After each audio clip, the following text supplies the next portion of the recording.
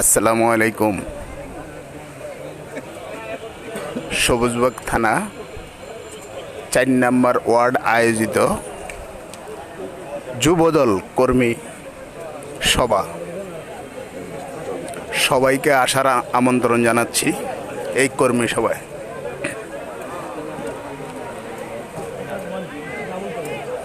এই প্যাসিফিক আওয়ামী লীগ সরকারের আমলে গুম খুন,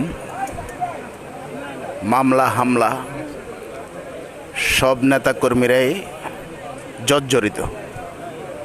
তাই সবাই আসুন, ঐক্যবদ্ধ হয়ে এদের প্রতিহত করি। সবাই জনসভায় যোগ দিন।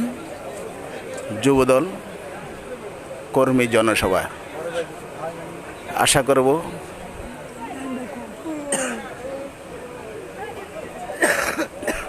জিয়ার আদর্শকে ধরে রাখার জন্য তার জিয়ার হাতকে ঐক্যবদ্ধ হয়ে শক্তিশালী করি।